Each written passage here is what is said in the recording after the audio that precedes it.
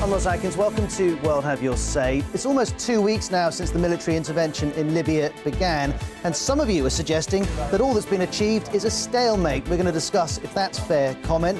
We're also talking about whether the West should arm the rebels in Libya and if the threat of prosecution is getting in the way of Colonel Gaddafi considering a life in exile. Elsewhere, there are anti-government protests in Syria and Yemen, and there's ongoing fighting in Ivory Coast. If you're in any of the four countries and want to help us report the stories, please do get in touch. And if you're elsewhere in the world and have comments or questions on what's happening, you're also welcome to take part.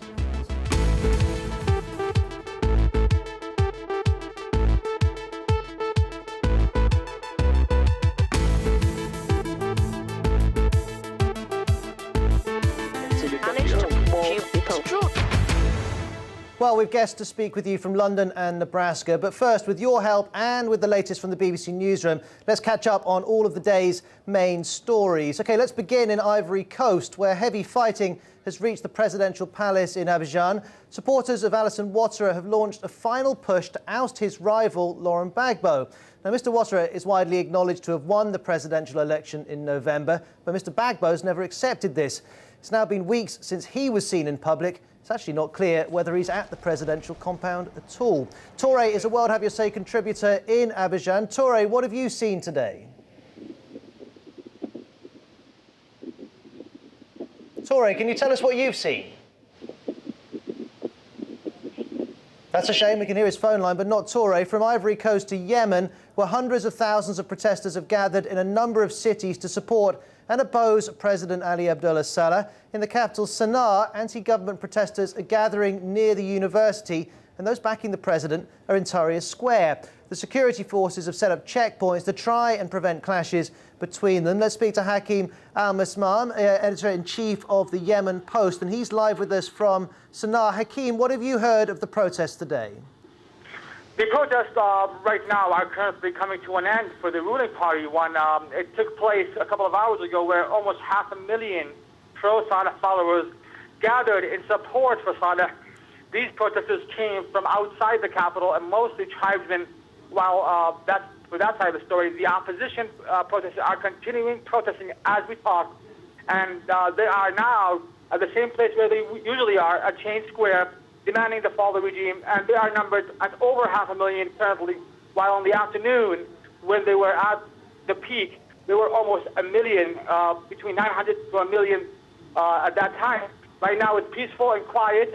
Hopefully there will be not any clashes, but until now there hasn't been any clashes or any attacks on both sides. Both sides protested peacefully and showed democratic protest.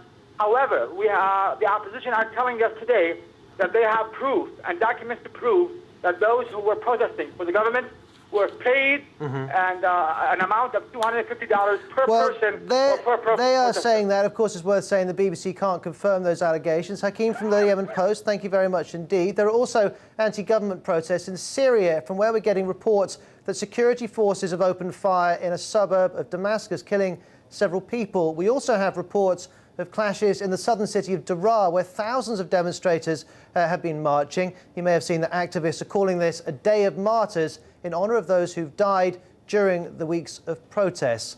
Rebel leaders in Libya have told a UN envoy they'll accept a ceasefire if Colonel Gaddafi pulls his forces out of Libyan cities under rebel control and if he leaves office.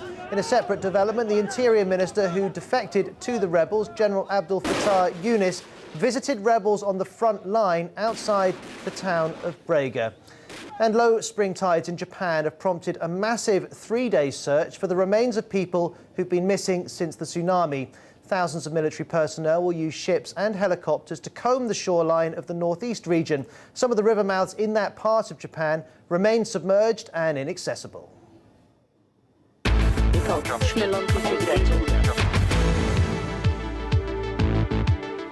Well, we're going to begin our conversation talking about the situation in Libya with Nabila Ramdani, a French journalist based in London, and with Erica, who lives in Grand Island, Nebraska, and she emailed us yesterday saying she'd like to take part in the programme. Both of you, welcome to the show. Let me read you a message from Ezidin in Australia who's got in touch. He says, and this is worth picking up on from the beginning. He says, let me pull up this email here. Do not deal with Musa Kusa, that's the former foreign minister, as a hero, but do not punish him for doing the right thing. He worked with Gaddafi for so long, he should be dealt with in a way that encourages other VIPs around the dictator. Now, Dabila, this applies not just to Musa Kusa, but also to Colonel Gaddafi. There's a huge debate about whether he should be allowed to go into exile without fear of prosecution. Where do you stand? Well, first of all, I have interviewed Colonel Gaddafi myself, and we know the kind of man he is. He's been in charge of his country for nearly 42 years now. I doubt very much that he's the kind of person who will even consider exile. He I strongly believe that he will not want to leave his country, and he's been around. He's been, I think, quite comfortable, in fact, in his role as a hard man pariah. The kind of person who is defying the West. But Nabila, again. as you know, there have been plenty of hard man leaders in the past who have, in the end, decided to go into exile. Why do you think Colonel Gaddafi should at least be given the option here? I think he wouldn't take the option. It will have to be forced upon him, and we are witnessing how difficult this is proving to be. It's not, the balance of power is massively on the side of the pro-Gaddafi forces. There's probably 10 pro-Gaddafi people against one rebel, and I don't think, given the situation, the current situation now, where his troops have achieved massive victories, regaining control of the two male oil cities, Braga and Ras Lanouf, which means that they are totally in control of the supply lines going to the eastern part of the country, that they are gradually victorious in regaining control over the whole country. Well, you say that there's a possibility of victory. Lots of people watching this programme are saying it looks like deadlock to them. Let me tell you, you're mentioning oil. There are reports that Libya's rebels have struck a deal to sell oil to Qatar. The rebels' finance chief has said that funds raised will enable them to buy weapons, food, medicine and fuel. Those are just reports, not able to confirm that here at the BBC. Erica, let's bring you in from Nebraska. Where do you stand on this idea of allowing Colonel Gaddafi to leave Libya without fear of prosecution? Well, I think he should be afforded the option, but I agree that this man will not accept such an option. I want to also say that on the subject that the pro-Gaddafi forces are at this point stronger than the rebel forces. I don't believe that's true. I think that's a misperception. Gaddafi and his tribe are in a minority in the country of Libya. And Erica, with respect, how can you possibly judge the strength or otherwise of the forces from America any more than I can do from London? The evidence is that the rebels are being pushed back. What I'm saying, I'm not saying that there are American forces or outside forces that are stronger than Gaddafi. I'm talking about the tribes that exist inside of Libya, of which Gaddafi is one of them. But there are two other tribes in Libya. That is certainly true, although I think it's worth pointing out a couple of things. One of which is if you look at a country like Bahrain, the religious grouping or the tribe which is in the minority doesn't necessarily have to be the one which is without power. Let me bring up a comment here from Vivian Walt, who's been writing in Time magazine on this issue. She says, actually I thought I could bring that up on the screen, but I can't, so I want... oh, you can see it there. There you go. Here it comes. Any country affording Gaddafi asylum will be harbouring an international fugitive. What do you say to that, Nabila? Well, I said it sets a very dangerous precedent, and I think it will not be supported by the international community, let alone Arab countries, and all the autocrats, dare I say, in the Arab world will be very vociferous about such a decision, because they might think that they are going to be next. I mean, are we going to go after al-Assad in Syria, or Saleh in Yemen, or the Saudi Arabia, which is now quelling the repressions in Bahrain in a very forceful manner? I mean, maybe we could put this to all of you watching BBC World News. The vast majority of you who contact World Have Your Say, of course, want justice for people who have done something wrong. But when there is a conflict taking place, sometimes we have to compromise on that desire for justice in exchange for peace, in exchange for a settlement. If you want to email us, it's worldhaveyoursay@bbc.com, or you can phone us up live, country code 44 20 70 83 72 72. The World Have Your Say team is standing by ready to take a call. If you don't want to make a call, by the way, if you send any message to us and then put your phone number, we will endeavour to get back to you and get you on the air, whether here on BBC World News Television or on BBC World Service Radio. Erica, let me go back to you in Nebraska. You're talking about the strength or otherwise of Colonel Gaddafi, but I do want to hear your opinion on the issue of justice. If crimes have been committed, is it absolutely paramount that Colonel Gaddafi and others are held to account, or is it more important that we get peace? I think ultimately it's more important that we get peace. Without that, there is no justice. We have to get into a situation where we are doing what we promised to do, and that is to protect the civilians of Libya. And in order to do that, we not only have to continue the airstrikes, because that is hurting Gaddafi and his forces, we must also cut them off financially. And once again, I'd like to go back to the larger tribes that exist there. We must be in contact with them, because... Well, Erica, there's lots of evidence, and we've seen as much with Moussa Koussa, the former foreign minister, travelling to the UK. There's lots of evidence that Britain, France and the US are endeavouring to communicate with all people that they can who oppose Colonel Gaddafi. Something else to mention is that a doctor in eastern Libya has told the BBC that 7 civilians died and 25 were hurt in a coalition airstrike on a pro-Gaddafi convoy in eastern Libya. That's a doctor there, no BBC reporter able to confirm that there. Let's quickly cross from the BBC's television centre to Bush House, where much of the World Have Your Say team are in the BBC World Service newsroom. Krupa is one of the team, and she's got an update on which of you have been calling in. Thanks, Ross. We've already had calls from Jamaica, Libya, Nigeria and Canada, and that's just to name a few of the countries. So many of you are keen to get in touch.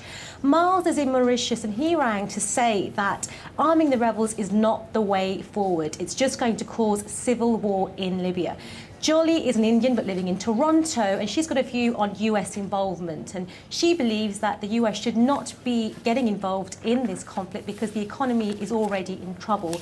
Now, the World Have Your Say team here are very keen to hear from you, so please do get in touch. Thank you very much indeed, Krupa. Those phone numbers to get hold of the team scrolling along the page all the time. Erica in Indiana tweets us to say, why is the solution always more guns? And Javita in Afghanistan says, there's a reason why these people are called rebels. Hasn't the world learned its lesson with arming opposition groups in Afghanistan and elsewhere? Why are you being so short-sighted? Well, we'll turn to that issue of whether the rebels should be armed by the West in a moment. But let's bring in Ed Tahar, who's with us live from Tripoli on the phone. Ed Tahar, do you think that the international community should seek to prosecute Colonel Gaddafi and those who work with him? Hi, good afternoon at first. Firstly, the International Libyan Council in Termi does not represent us and also does not represent many people, the eastern part of Libya, for example, the tribes in Benghazi, Baida, Tobruk, Derna, and so on. Tribes from Ed Tahar, I'm going to interrupt you immediately because you're answering a completely different question. I appreciate you feel the rebels don't represent the whole of Libya, but if human rights abuses are being committed, whether by people who support Colonel Gaddafi or those who oppose him, is it helpful for the threat of prosecution from the International Criminal Court to hang over the situation, or do you think it actually disrupts the chances of finding peace? Actually, Obama, I just want to say that Obama in so many of his interviews says our aim is to protect civilians in Libya. He's not protecting us at the moment. He is killing. If he wants to protect civilians in the world, or as he said in Libya, there's so many civilians are destroying and bombing in Iraq and Palestine. come on, it's just, it's unbelievable what Obama, David Cameron, Sarkozy, I'm sure they don't represent their countries or the Western people. Okay, a couple of things, Edzard. And clearly they do represent their countries because they're both elected leaders. But Nabila, let me bring you in here. I mean, Edzard essentially didn't answer my question twice there, but she silly doesn't feel that the leaders in the West have any moral authority to suggest that one person should be prosecuted or not. Do you have sympathy with that? Well, very much so, because I think it's important to point out that Gaddafi, until very recently, wasn't seen by the West as the ruthless dictator that he effectively is.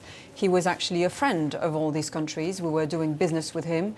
Tony Blair helped, Britain to effectively rehabilitated him, and he told us that he's an okay kind of guy that we should, be talking to. The Americans were also having, they had a relationship with this man, and all of a sudden, overnight, we seem to have found our moral compass. So there's no moral authority behind that, right, and there will be no sentiment of justice. Our viewers, if you're watching and you're near a computer or you've got your phone to hand, get onto facebook.com/worldhaveyoursay and tell us whether you feel the international community has the moral authority to suggest that one person or another in Libya should be prosecuted. Do get in touch online if you can in the next few minutes. We're going to pause now for a couple of minutes and then we'll continue the conversation here on BBC World News.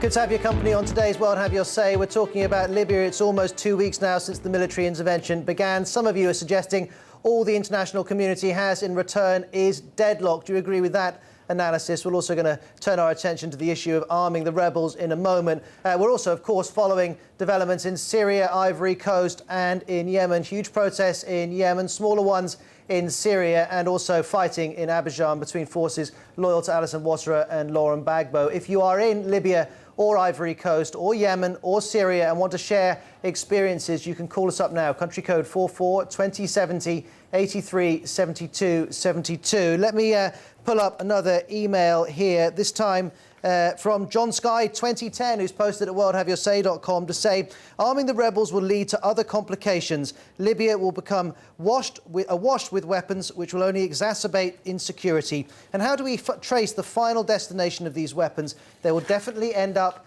in the wrong hands. Well, Nabila, we heard from Anders Fogh Rasmussen, the Secretary General of NATO, earlier this week, saying he didn't approve of this idea. Where do you stand on it? Yes, I think the coalition is very divided over that issue. The Americans are slightly, pulling out now, saying it's the whole military intervention is more to do with Europe. It's more of a European matter than an American matter. We've heard the French say that to make a decision on whether or not to arm the rebels, it will take another UN resolution. The British are now ambivalent about it. It's not clear cut, and let's not forget that not so long ago, the US Secretary of State Hillary Clinton was asking, who are these rebels? We are working overtime here, she said, to try and work out who these rebels are.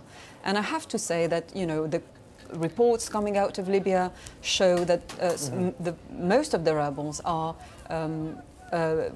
highly educated young men who are carrying guns for the very first time. There's no military service in Libya, so there's no there's no training for these men. Certainly, we've spoken to some people on World Have Your Say who know rebels and say, as you do, that they're mostly professionals who have turned their attention to fighting Colonel Gaddafi. We did speak to a very senior, former senior officer in the Russian army who made the same allegation that Colonel Gaddafi has done several times, that Al-Qaeda may be involved. I can see that Stephen Reel has posted on Wired.com saying, I see no other option but to arm the rebels. I would advise NATO to send in qualified advisors to assist in the upcoming campaigns over the next 12 months. Well, if you're watching, do let us know if you agree with that. We're on Twitter, by the way, BBC_WHYS. Now, let's bring in another guest. Imam is with us live from London. And Imam, you used to live in Benghazi in the 1970s. You now call the UK your home. Do you think it would be appropriate to send arms and send trainers to Benghazi to help the rebels? Yes, I think so. I'll just give you my reasons for why I think so. This is not the first time there have been demonstrations against Gaddafi. in 1975, I saw a procession by the students. The procession was very somber, very dignified, and very peaceful. And then suddenly I heard shots. The procession consisted of a coffin, a mock coffin. And, Imam, I'm going to interrupt you here because I really want to stick to this point here. We've heard concerns from lots of viewers and listeners to World Have Your Say saying, we don't know enough about these rebels. We certainly don't know where these guns would go if we provided them. And these guys are accountants, they're teachers. They're not trained to use them anyway. They wouldn't be able to make the most of the weapons. What do you say to those specific concerns? That's true. They won't be able to use it. But I'm sure there are a lot of professional soldiers who are part of the Libyan army who are with rebels. All right, so you're suggesting, and certainly this is true, that some of the Libyan army have gone across to the rebels. Some people calling into our radio program yesterday were saying, actually, hold on, there are people at the top who know what to do, if only the people at the bottom would be as well trained. Thank you very much for speaking to us, Imam. If you're watching, I'm curious, are you convinced by that? Are you convinced that the rebels would know what to do with the weapons? And do you think it's appropriate, would we be able to keep track of where the weapons go? Do call us up. Let's find out how your calls are going with Krupa from the World Have Your Say team. Hi, Krupa. Hi, the country list continues. We've just heard from the Turks and Caicos, China, Australia and the UAE. And this is what some of you have been saying. Gideon's in Ghana and he feels that the coalition just need to speed up their work in Libya and then just get out. Abdul Rauf, he's called us from Tripoli just to tell us how afraid and scared he is. And Brian, he's Irish but lives in Lithuania, and he just wanted to say that the West are behaving like hypocrites in Libya. Now, don't forget, we also have a radio programme. World Have Your Say will be live on the World Service Radio at 1700 GMT and 1800 GMT for those of you who are listening to us in Africa. So please do get in touch. Thank you very much indeed, Krupa. World Have Your Say live on BBC World Service Radio, 1700 GMT everywhere, bar Africa, 1800 GMT if you're watching in Africa. I can see that Spain says it will create and fund 2 humanitarian land corridors to send aid to the rebel stronghold of Benghazi in eastern Libya. And Secretary of State of Cooperation, Soraya Rodriguez, says Madrid has struck a deal with the Arab Medical Association based in Cairo, which will convey the humanitarian supplies. And I can also show you in a moment some footage we have of gunfire in Syria. You may have heard in the news bulletin that there have been some demonstrations just outside Damascus and also in Daraa, with reports of some people being killed in the suburbs of Damascus. Let's go back to Nabila, who's a French journalist based in the UK. Let's talk about Syria for a moment, Nabila. Would you advocate any sort of intervention from the international community?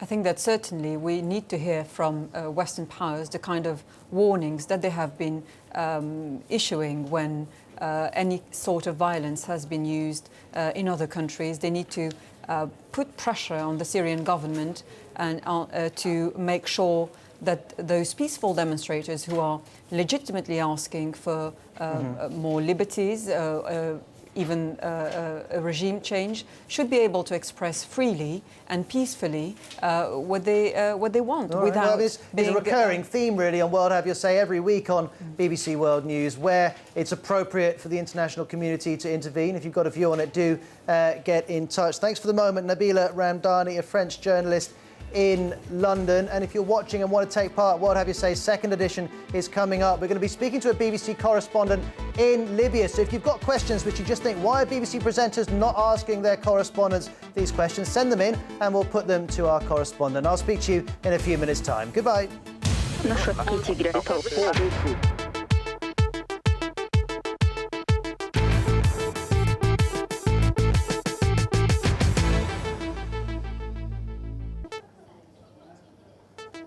Hello, I'm Ros Atkins. Thank you very much indeed for joining us on World Have Your Say. Well, the military intervention in Libya is nearly at the 2-week mark, and we're discussing if the West should arm the rebels, if threats to prosecute Colonel Gaddafi should be dropped, and if you're concerned that a deadlock may now have been reached. And with your help, we'll also report on the latest on the fighting in Ivory Coast and on the protests in Yemen and in Syria.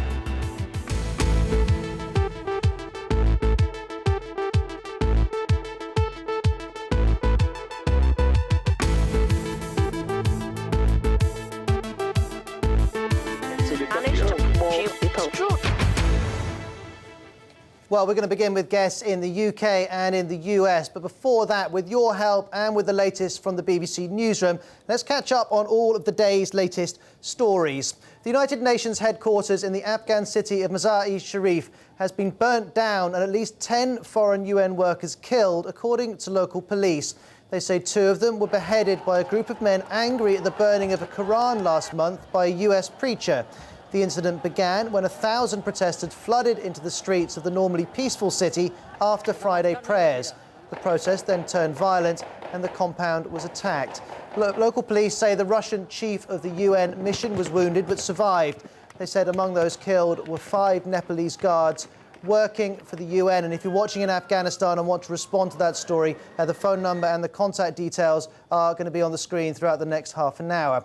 Now, forces loyal to the internationally recognised president of Ivory Coast, Alassane Ouattara, are closing in on the areas of the main city, Abidjan, which are still controlled by Laurent Gbagbo, who's refusing to give up power.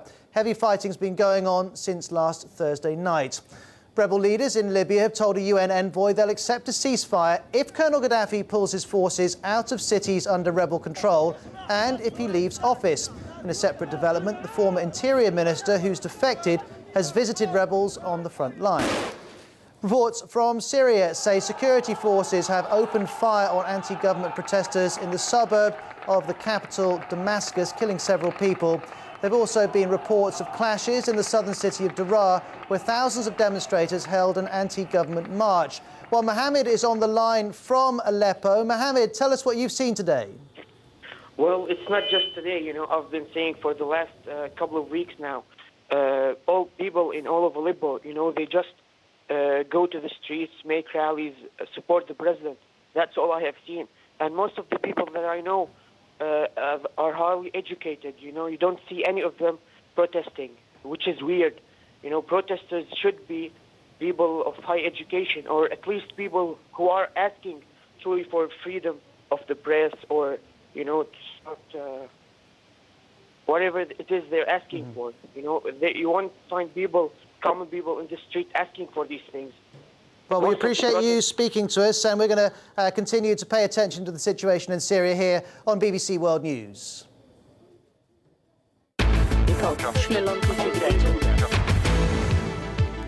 Thank you very much indeed for joining us. If you at any point want to take part, all the contact details are on the screen, whether you're on Facebook, Twitter, on the blog. If you want to call us or text us, you're very welcome to. Nabila Ramdani is a French journalist joining us from the UK. Hi, Nabila. Thanks for your time today. Thank you. And we also have Dusty Rhodes, who's a lawyer, novelist and a columnist who joins us from the United States. And Dusty, I know you wrote a blog post called "Intervention in Libya is a Bad Idea." Do you still feel that way 2 weeks into the intervention?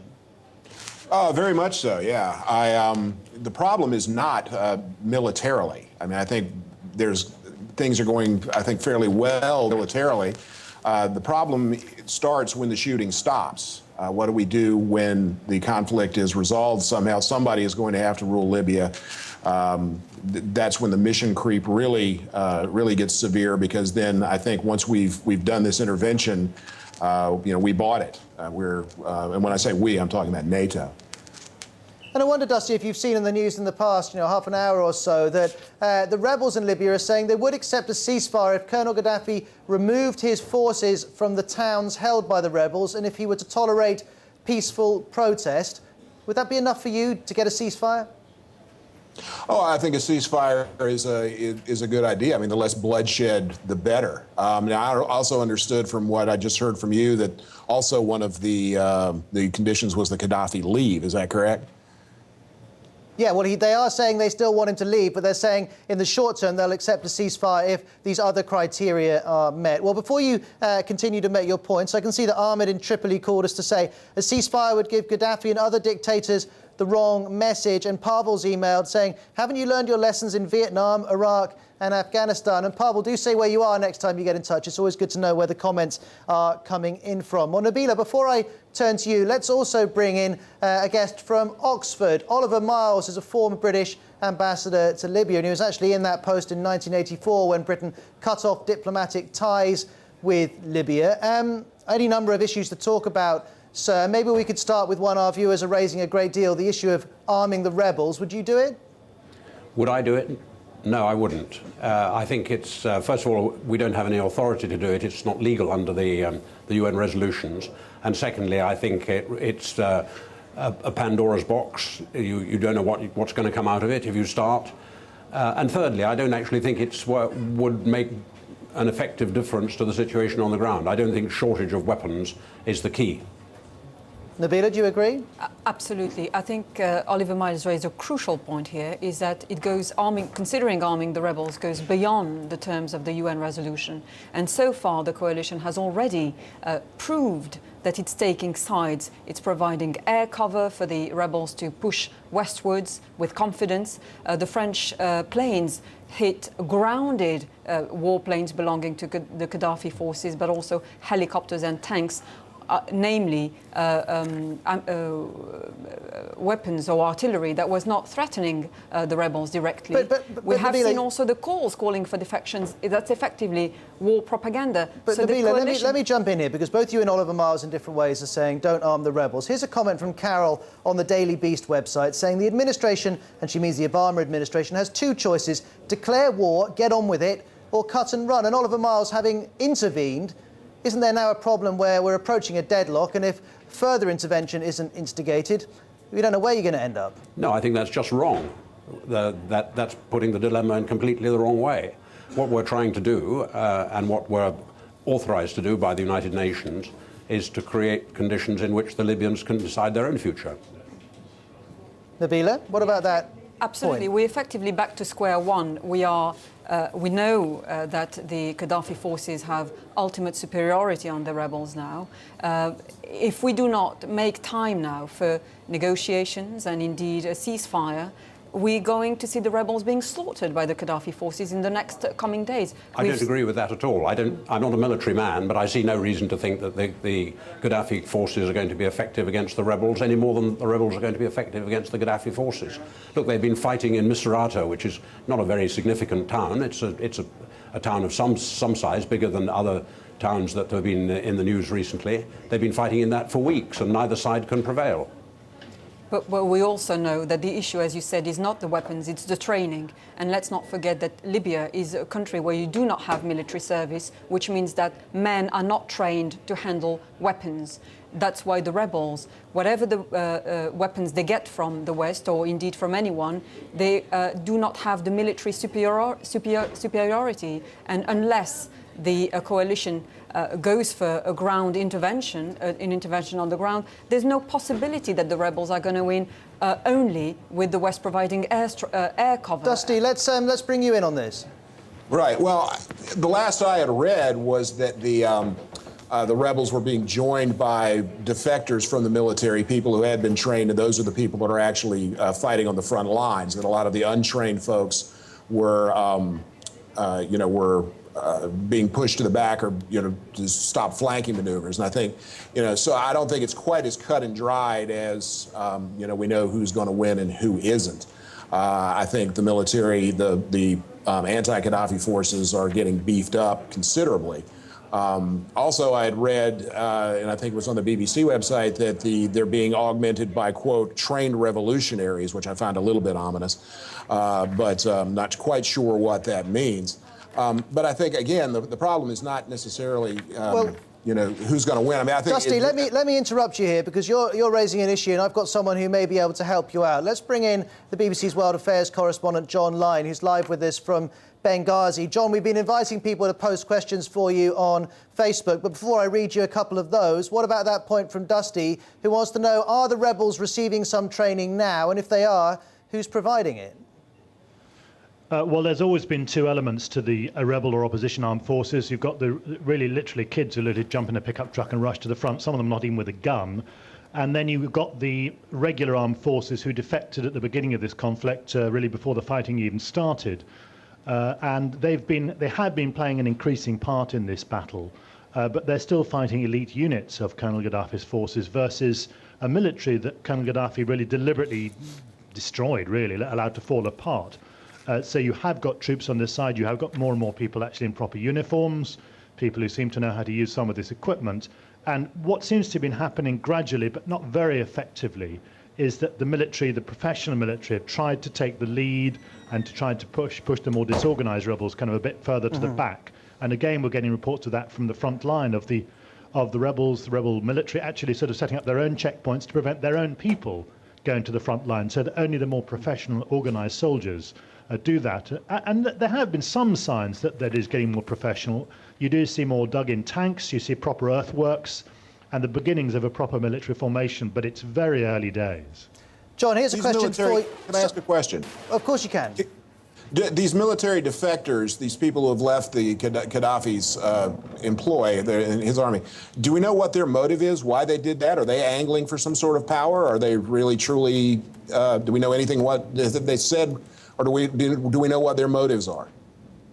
Well, this happened very early on in the conflict. Basically, you're talking about almost the whole military in the east of the country defected. Basically, they were being asked to fire on their own people. These are local military units who probably come from the local area, and they were being asked to machine gun their own relatives, effectively. So it's not very difficult to work out what their motives were.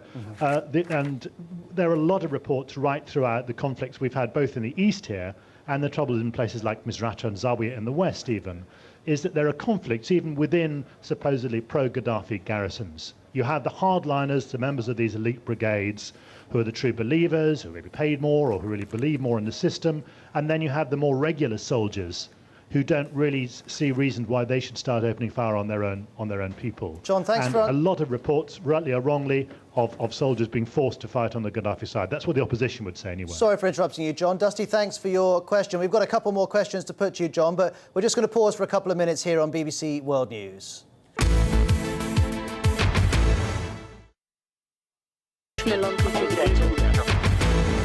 Welcome back to World Have Your Say. We're talking primarily about Libya, though we're also getting your updates from Syria, Ivory Coast and Yemen. Still with us, Dusty Rhodes, a lawyer and columnist in the United States. Nabila Ramdani, a French journalist based in the UK. And Oliver Miles, former UK ambassador to Libya. He's live with us from Oxford. Thanks also to John Line. He's had to go. That was the BBC's John Line in Benghazi. Let me read you a message here from Max Boot. He's posted this on Commentary magazine's website, saying Hillary Clinton claims that Colonel Gaddafi may be exploring exit options. The problem is that we don't have a whole lot to offer a dictator in exile. Gaddafi has every incentive to fight to the death and take a lot of people down with him. Oliver Miles, do you agree with that pessimistic analysis that really the best option available to Colonel Gaddafi is to fight to the death? Well, I think that may be slightly exaggerating it, but yes, basically I do agree with that. I think it's most extraordinary that I remember at the beginning of this these disturbances in Libya, when before we went to the United Nations, I saw a British minister, I think it was Liam Fox, on television saying that the best outcome would be that Gaddafi would leave. And I agree with that, and I think many people agree with that. So we then went to the United Nations and we took every possible step to make it difficult for him to leave, which is not sensible. Well, let's bring in Lord Owen. He's the former British Foreign Minister. He joins us on the phone. Lord Owen, Oliver Miles there saying we're making it just about as hard as we possibly can for Colonel Gaddafi to stand down. Do you agree with that? Well, it's always been one of the problems of the International Criminal Court, that once you start their proceedings, it's extremely difficult to stop. We're a signatory to the International Criminal Court, unlike the United States. The United States has a bit more flexibility, and of course there are African states which have not signed up to it. So they could, technically speaking, offer him some form of sanctuary, but it's not an easy issue, and it is true, therefore, there is not quite the incentive that there might have been in the past.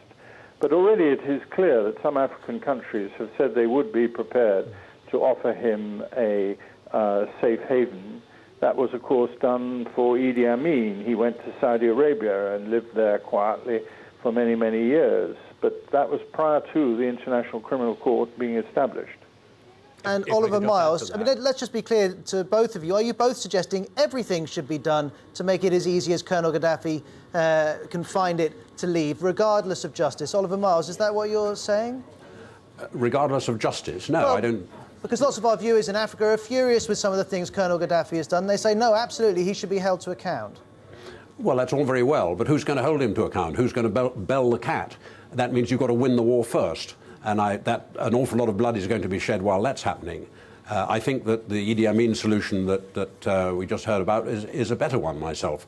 And you can add to that although I don't know the story sufficiently well to tell it you as it really is, the perception in Africa and in Libya is that the president of Liberia, who was eventually brought before the International Court, was double-crossed. He was offered asylum, and then it turned out the asylum was bogus. And so that makes it doubly difficult for a man like Gaddafi to trust any assurance he might get that he'd be all right if he goes to such and such African country. David Owen, Lord Owen, I wonder if you think William Hague, the man who's doing the job you once did for Britain, has been too open in his desire to see Colonel Gaddafi and the people who work for him prosecuted? No, I don't think so. I think it's perfectly understandable. This war that has been going on inside Libya became very, very bitter, and it was clear that some serious atrocities were being made. So I think we had to make it quite clear that he should go. Whether or not it was wise to put in the International Criminal Court as early in the stakes is open to argument. But I personally believe that the British government has handled the United Nations extremely well, and I think it was a great success story to get the crucial resolution that we've got. I think myself, you shouldn't worry so much about this issue. What we want at the moment is to encourage those people around Colonel Gaddafi to leave, and there they do have an incentive, because the criminal court will involve them if they get themselves involved with Gaddafi's attacks on the population. And so they actually do have an incentive to leave. So the incentive is a disincentive, if you like, for Gaddafi and his sons, who certainly could not be given any form of amnesty in view of the resolution that has already been passed. But these other people who drop their arms or come out of diplomatic or political posts will be acting, you could say, in relationship to the UN resolution. Okay, Lord Owen. Lord Owen, I'm going to jump in here just because we're up towards the end of the programme, but we appreciate you joining us. Thanks also to Oliver Miles, a former UK ambassador to Libya. Ahmed in Malaysia is from Libya, and he's called up to say, hey, your guest is wrong. All of us received military training for 2 years, so we know what to do with the equipment. Nabila, you've been with us for both editions. Some people are saying be patient. Others are saying there is a real hurry to get this resolved. Where do you stand? I said there's a real hurry because as we're speaking, there are killings going on both sides. The Gaddafi forces are, of course, determined to put down the uprising by any means necessary. And I have to say, I haven't seen massive evidence of civilians, for example, being killed, but we don't know.